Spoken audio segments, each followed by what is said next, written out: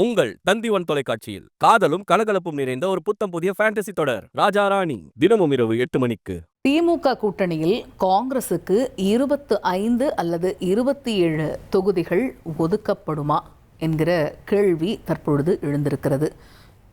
கூடுதல் விவரங்களை எமது செய்தியாளர் ரமேஷ் விவரிக்க கேட்போம். ரமேஷ், நேற்றைய தினம் முதலமைச்சரை அவரது இல்லத்தில் திரு KC வேணுகோபால் அவர்கள் சந்தித்து பேசினார். கிட்டத்தட்ட ஒரு 45 நிமிடங்கள் இந்த சந்திப்பு அப்படிங்கிறது நீடித்தது. ஒரு பக்கம் திமுக அவங்களுடைய கூட்டணி பேச்சுவார்த்தையை தொடங்கி நடத்திக்கிட்டு இருக்கும்போது இந்த சந்திப்பு அப்படிங்கிறது கூடுதல் முக்கியத்துவம் பெறுகிறது. இந்த நிலையில் காங்கிரஸுக்கு எத்தனை தொகுதிகள் ஒதுக்க திமுக திட்டமிட்டு இருக்கிறது, அது பற்றிய விவரங்கள்? 25 அல்லது 27 இடங்களை காங்கிரஸ் கட்சிக்கு திமுக ஒதுக்குவதற்கு முன் வந்திருப்பதாக தகவல் கிடைக்கப்பட்டிருக்கு. வரக்கூடிய நாட்கள்ல திமுக காங்கிரஸ் இடையே அதிகாரப்பூர்வ தொகுதி பங்கீடு பேச்சுவார்த்தை நடைபெறும். அந்த பேச்சுவார்த்தையில இந்த 2ல ஒரு நம்பர் தான் உறுதியாகும் அப்படின்னு திமுக வட்டாரத்துல தகவல் கிடைக்கப்பட்டிருக்கு.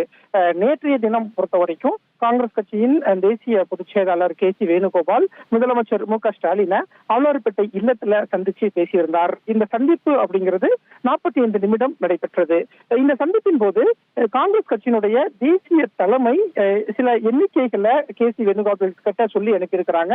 தொகுதிகளின் விவரம் அடங்கிய பட்டியலையும் கொடுத்திருக்காங்க. இந்த பட்டியலை எல்லாமே KC வேணுகோபால் முதலமைச்சரிடம் கொடுத்ததா தகவல் கிடைக்கப்பட்டிருக்கு.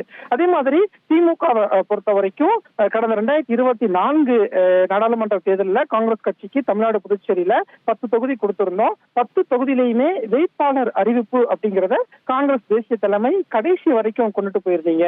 ஆனா இந்த முறை எத்தனை தொகுதிகள் அப்படின்னு உறுதியானதுக்கு பிறகு வேட்பாளர் பட்டியலை விரைந்து வெளியிடணும். அப்பந்தான் பிரச்சாரம் பண்ணும்போது காங்கிரஸ் வேட்பாளரை ஆதரிச்சு பிரச்சாரம் பண்றதுக்கு ரொம்ப ஈஸியா இருக்கும், வெற்றிக்கும் அது ரொம்ப உதவியா இருக்கும் அப்படிங்கிற ஒரு வலியுறுத்தலை திமுக காங்கிரசிடம் கொடுத்ததா நமக்கு ஒரு தகவல் கிடைக்கப்பட்டிருக்கு. அதே மாதிரி காங்கிரஸ் கட்சியை பொறுத்த வரைக்கும் ஆட்சி அதிகாரத்தில் பங்கு அப்படிங்கறதுல ரொம்ப உறுதியா இருந்தாங்க. ஆனா நேற்றைய சந்திப்பின் போது ஆட்சி அதிகாரத்தில் பங்கு அப்படிங்கிறது குறித்து எந்த விதமான பேச்சுவார்த்தையும் நடைபெறல அப்படிங்கிற தகவலும் நமக்கு கிடைக்கப்பட்டிருக்கு. ஒட்டுமொத்தத்துல திமுக கூட்டணியில காங்கிரஸ் கட்சிக்கு 25 அல்லது 27 இடங்கள் ஒதுக்கப்படலாம் அப்படிங்கிற தகவல் கிடைக்கப்பட்டிருக்கு. ராஜ்யசபா சீட்டு பொறுத்த வரைக்கும் இப்ப வரக்கூடிய ராஜ்யசபா தேர்தலில் அந்த சீட்டு கொடுக்கறதுக்கு திமுக முன்னோருமா அல்லது அடுத்த வருடம் ராஜ்யசபா தேர்தல் வரும்போது திமுக ஒரு ராஜ்யசபா சீட்டை காங்கிரஸ் கட்சிக்கு கொடுக்குமா அப்படிங்கறதெல்லாம் தொகுதி பங்கீடு பேச்சுவார்த்தை நடக்கும் போது பார்த்துக் கொள்ளலாம் அப்படின்னு சொல்லியிருக்காங்க. ஆனா காங்கிரஸ் கட்சிக்கு ஒரு ராஜ்யசபா சீட்டு கொடுப்பதற்கும் திமுக முன் வருது. அது இந்த ராஜ்யசபா தேர்தலா அடுத்து வரக்கூடிய தேர்தலா அப்படிங்கறதெல்லாம் பேச்சுவார்த்தையில தெரிய வரும். விரிவான விவரங்களை வழங்கியமைக்கு நன்றி ரமேஷ். உங்கள் தந்திவன் தொலைக்காட்சியில் காதலும் கலகலப்பும் நிறைந்த ஒரு புத்தம் புதிய ஃபேண்டசி தொடர் ராஜா ராணி தினமும் இரவு 8 மணிக்கு.